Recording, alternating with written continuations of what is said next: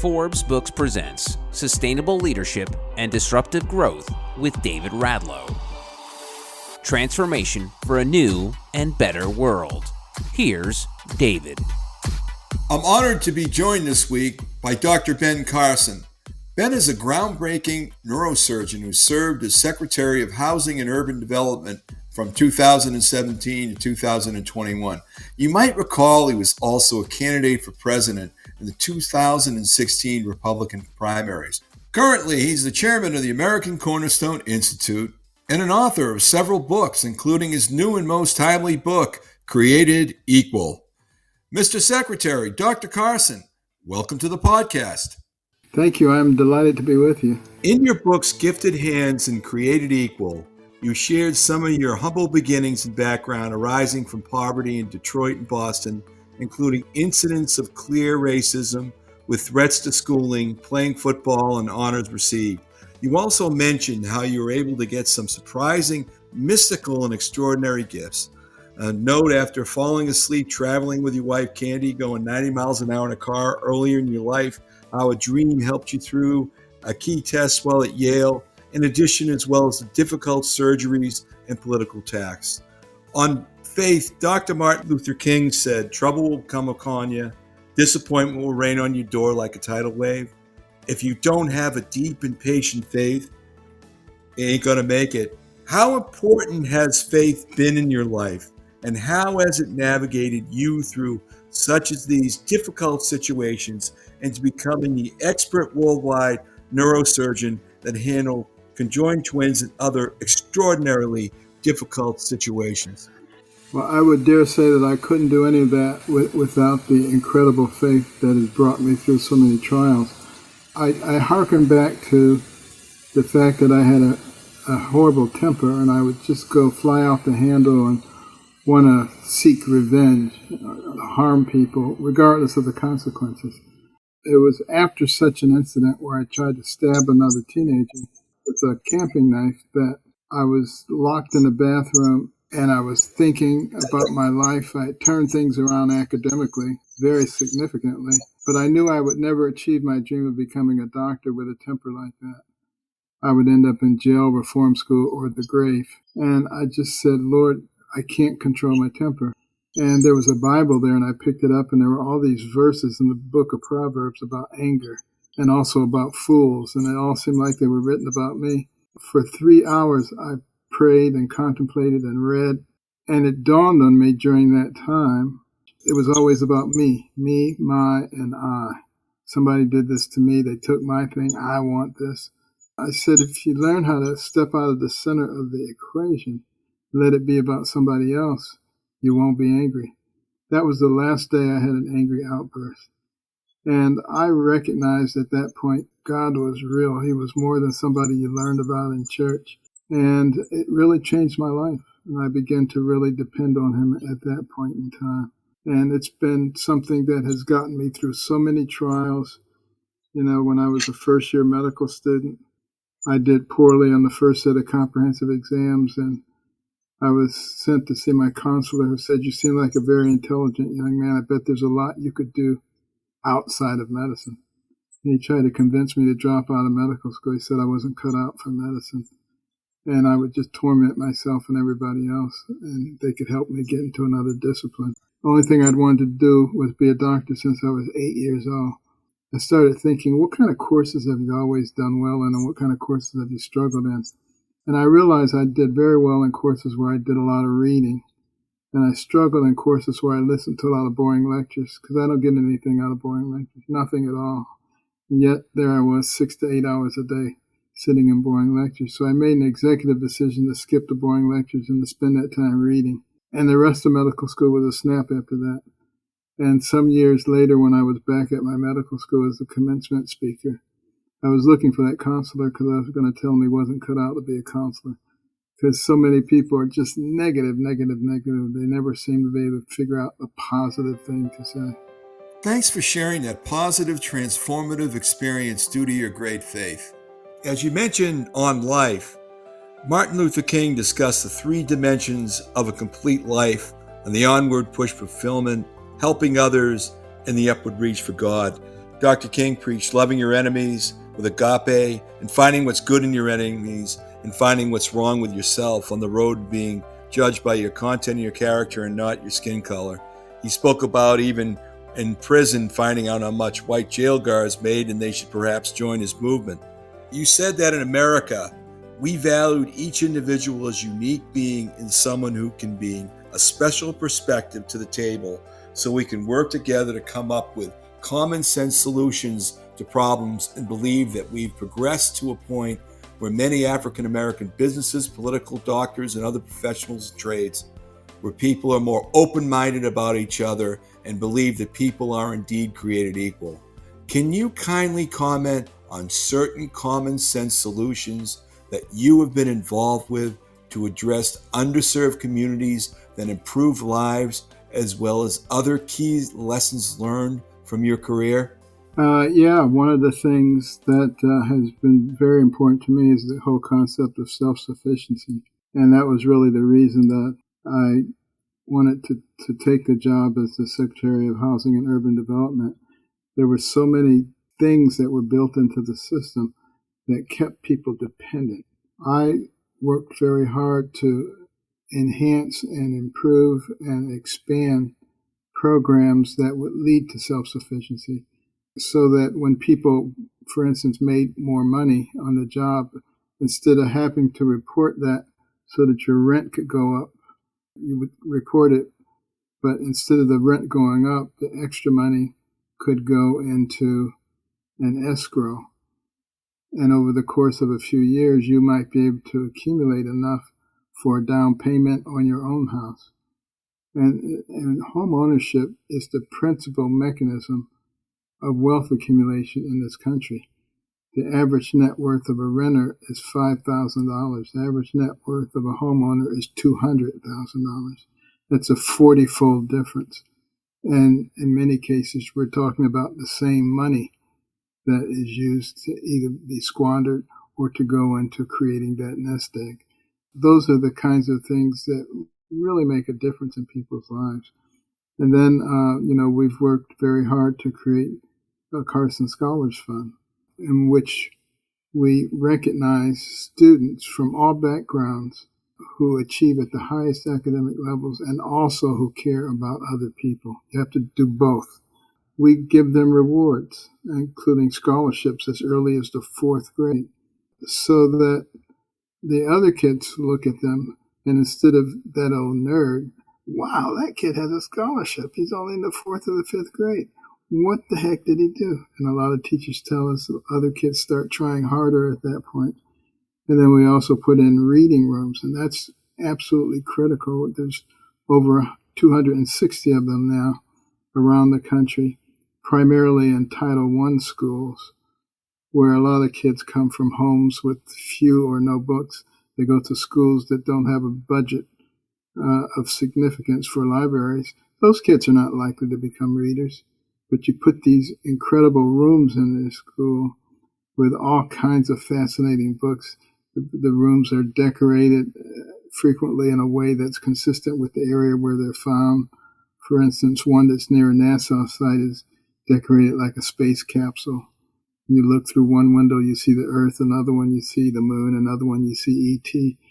And the kids just love these places, and they get points for the number of books they read. And they can trade them in for prizes. But in the beginning, they're interested in the prizes, but it doesn't take long before that begins to affect their academic achievement. And many studies have shown us that if a child is reading at grade level by grade 3, it changes the trajectory of their lives. That's what it's really all about. We're made in the image of God, tremendous potential, but it has to be directed correctly. I appreciate the thoughtful introspection. Turning to systematic racism, you stated by taking every incident of perceived racial discrimination and magnifying it, repeating it incessantly, the case for systematic racism is made. The guilt and shame is done to manipulate the public. Could you then please explain for our listeners as to why there are calls there for systematic racism, Black and minority victimization, and critical race theory and related calls to defund rather than support the police? Well, it really doesn't make a lot of sense to defund the police under any circumstances. But, you take something like the George Floyd incident.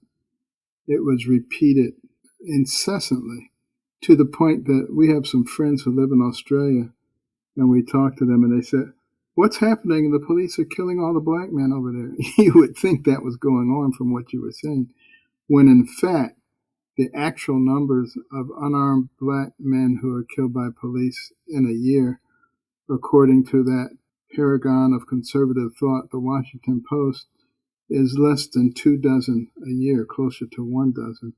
Any number is obviously a tragedy, but it's nowhere near what people think. And in a lot of surveys where you go out and you ask people how many are killed, they're talking hundreds, maybe 1,000, and it's nothing like that. By magnifying it, talking about it all the time, you make it seem that way. That is something that is really a responsibility of the news media. Instead of reporting the news in an unbiased way like they're supposed to, they pick sides and they try to manipulate people, forgetting that the reason that they're the only business protected by our Constitution is because they were supposed to report unbiased information to the people so that the people could decide what their will was, because the country was to be run on the will of the people, not on the will of some monarch or some ruling body.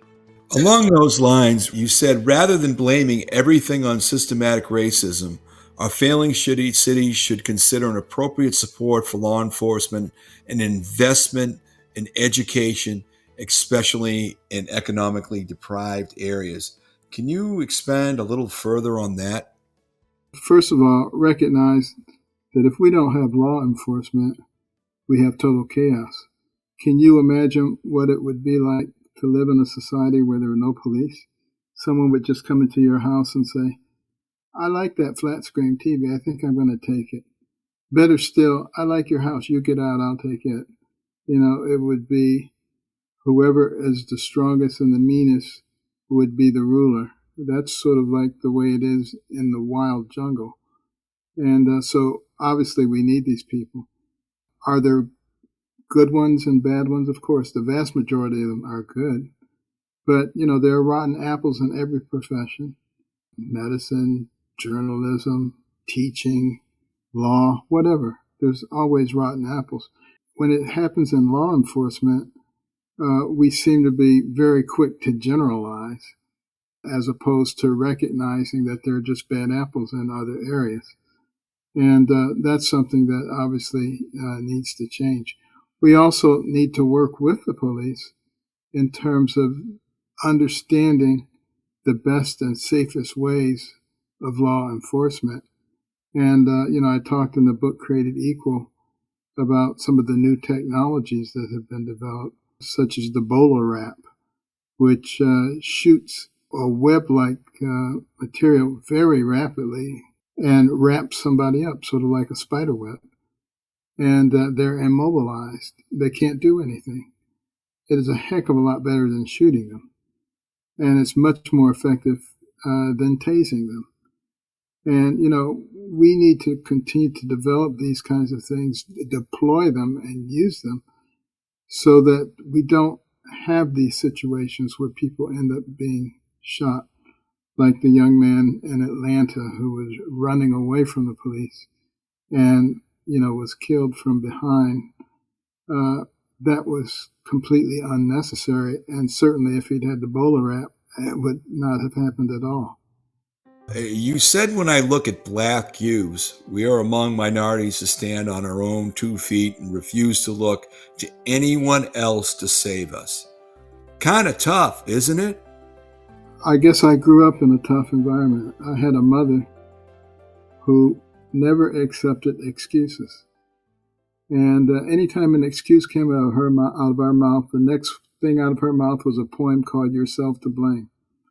And the next question after that was, do you have a brain? And if the answer was yes, then you could have thought your way out of it. It doesn't matter what John or Susan or Mary or Stephen or anybody else said or did. And when you grow up in that kind of environment, You're not an excuse maker. You're a solution finder. And that's what we have to teach people. There's a reason that you have these incredible brains.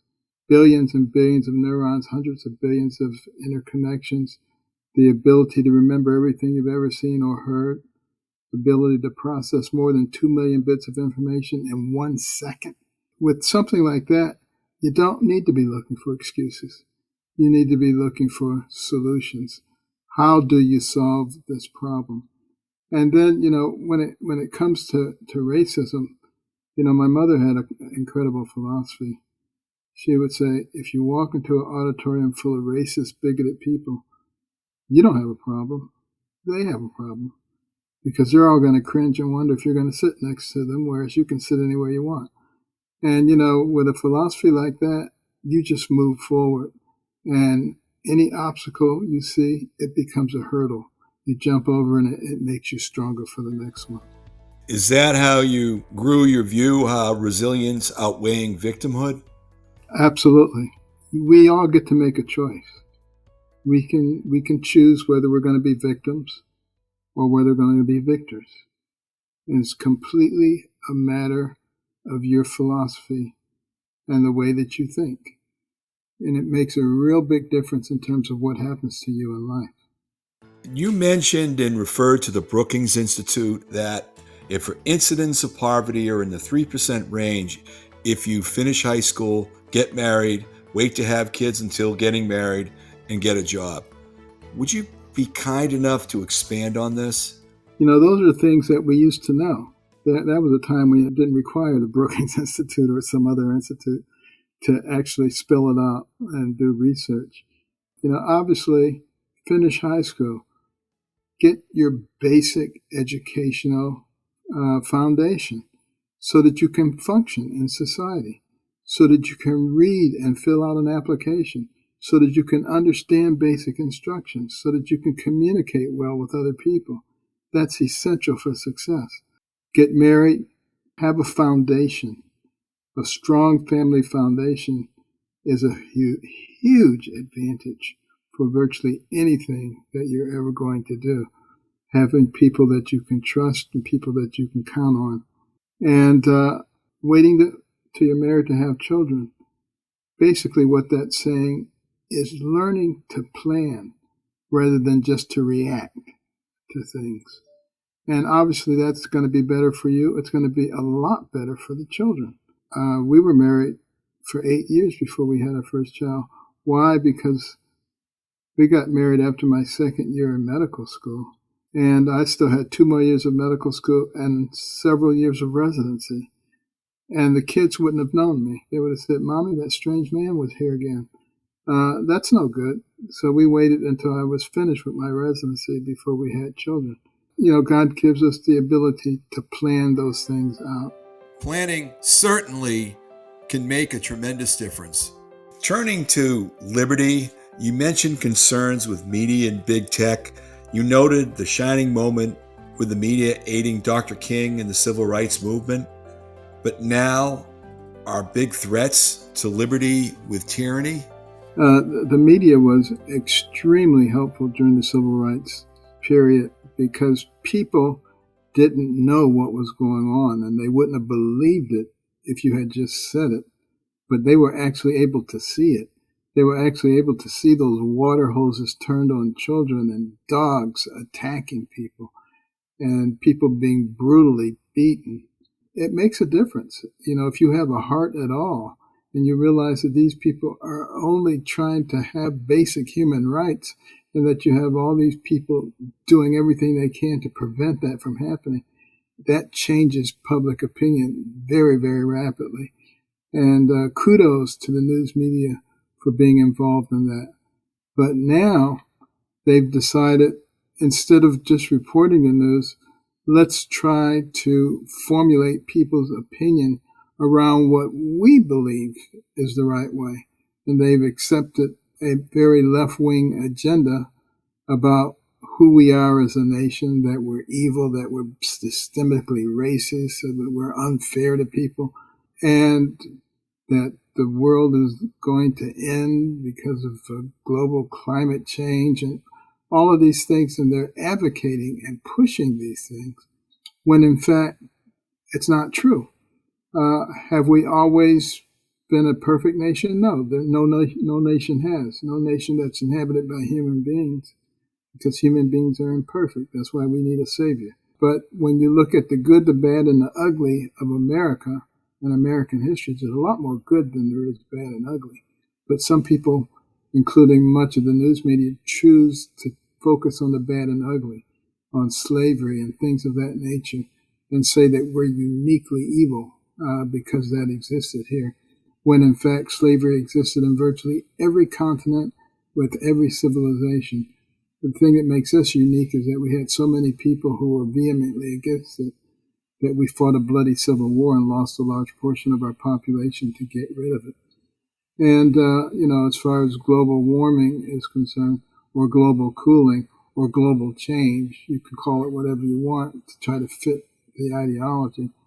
When the environment stops changing, that's when we all die. Thanks for sharing your thoughts on that. Now, Dr. Carson, we have to stop here. But coming up in the second part of my conversation with Dr. Ben Carson, the groundbreaking neurosurgeon and former Secretary of Housing and Urban Development, Dr. Carson talks about the importance of being nice. If you're nice to people, once they get over their suspicion of why you're being nice, they'll be nice to you. And you can get so much more done when you're being nice and they're being nice. It's a lot easier. It takes a lot more energy and effort not to be nice to people. To connect with David, go to davidradlow.com. David's book set, The Principles of Cartel Disruption and Secret Stories of Leadership, Growth, and Innovation, are available wherever books are sold. This has been Sustainable Leadership and Disruptive Growth with David Radlow, a presentation of Forbes Books.